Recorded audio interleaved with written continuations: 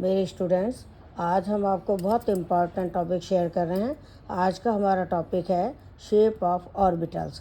आपने इससे पहले वाले वीडियो में पढ़ा था कि एटम में शेल होती है, शेल के अंदर सब शेल होती हैं SPDF, और उन सब शेल के अंदर ऑर्बिटल्स होते हैं। ऑर्बिटल वह स्पेस है जहाँ पर इलेक्ट्रॉन के पाए जाने की प्रोबेबिलिटी मैक्सिमम होती है। एस सब शेल में एक ऑर्बिटल होता है जिसको हम एस ऑर्बिटल कहते हैं। वो गोल होता है, स्फेरिकली सिमेट्रिकल होता है। पी सब शेल में 3 पी ऑर्बिटल्स होते हैं, PX, PY, PZ। वो तीनों सिंगल डंबल शेप्ड हैं। PX में डंबल एक्स एक्सिस पर बनेगा, इधर प्लस इधर माइनस। PY में डंबल वाई एक्सिस पर बनेगा, इधर प्लस इधर माइनस। PZ में डंबल जेड एक्सिस पर बनेगा, इधर प्लस इधर माइनस। डी सब शेल में 5 डी ऑर्बिटल्स होते हैं। इसके लिए L की वैल्यू 2 होती है और M की वैल्यू -2, -1, 0, +1, +2 होती है। तो जो 5 डी ऑर्बिटल्स हैं उनके नाम ये वाले हैं: DXY, DYZ, DZX, DX², -Y², DZ²। और ये नीचे हमने M की वैल्यू लिखी है। DXY के लिए M की वैल्यू है -2, DYZ के लिए है -1, DZX के लिए है +1, DX² -Y² के लिए है +2 और DZ² के लिए है 0। DXY, DYZ, DZX और DX² -Y² ये 4 D orbitals double dumbbell shape होते हैं, यानी इनमें 2 डंबल होते हैं। DZ² orbital single dumbbell shape having ring, इसमें एक डंबल होता है, बीच में एक रिंग होती है। DXY, DYZ, DZX इन ऑर्बिटल्स की लोब्स एक्सिस के बिटवीन होती है, यानी बिटवीन द एक्सिस। और DX² -Y² and DZ² orbitals की लोब्स ऑन द एक्सिस होती हैं। अब ये इनके डायग्राम बना रखे हैं। जैसे आप X, Y, Z एक्सिस बना लेना 5 बार।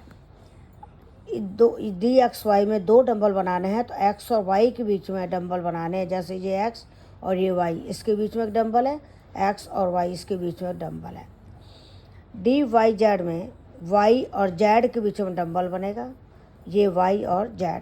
आपको ऐसा लग रहा है जैसे ये वाला एक्सिस के ऊपर है, नहीं, क्योंकि थर्ड एक्सिस जो परपेंडिकुलर होती है। DXY में X और Y के बीच में डंबल बनेगा, DYZ में Y और Z एक्सिस के बीच में डंबल बनेगा और 2 डंबल बनेंगे। DZX में Z और X, Z ये रहा, X ये रहा, इनके बीच में डंबल बनेगा। फिर इधर Z इधर X, इनके बीच में डंबल बनेगा। DX² -Y² में 2 डंबल बनेंगे, दोनों एक्सिस के ऊपर होंगे। एक डंबल होगा X एक्सिस के ऊपर, एक होगा Y एक्सिस के ऊपर। DZ² ऑर्बिटल में Z एक्सिस पर एक ही डंबल बनेगा, बीच में एक रिंग होगी। और रिंग हम पूरी नहीं बनाते। रिंग क्या होगा, रिंग का पीछे का हिस्सा दिखेगा नहीं, इसलिए इस तरह बनाते हैं। ये जो रिंग है, ये X एंड Y एक्सिस पर जो पार्ट है उसका रिड्यूस्ड फॉर्म माना जाता है। इसको बेबी सूथर शेप कहते हैं। तो देखिए 3 डी ऑर्बिटल ये वाले जो हैं डबल डंबल शेप्ड हैं, लेकिन इनके डंबल एक्सिस के बीच में बनेंगे। DX² -Y² double dumbbell shaped है, डंबल एक्सिस के ऊपर बनेंगे।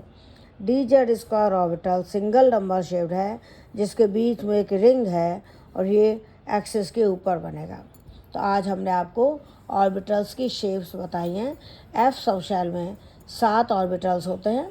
उसके लिए L की वैल्यू 3 और M की वैल्यू -3, -2, -1, 0, +1, +2, +3 होता है।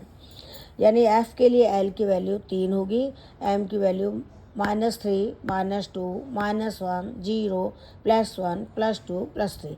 लेकिन F के लिए हमें बस इतना ही पढ़ना है, क्योंकि इनकी इन ऑर्बिटल्स की शेप कॉम्प्लिकेटेड होती है। तो आज हम बस इतना ही कराएंगे। All the best, thank you.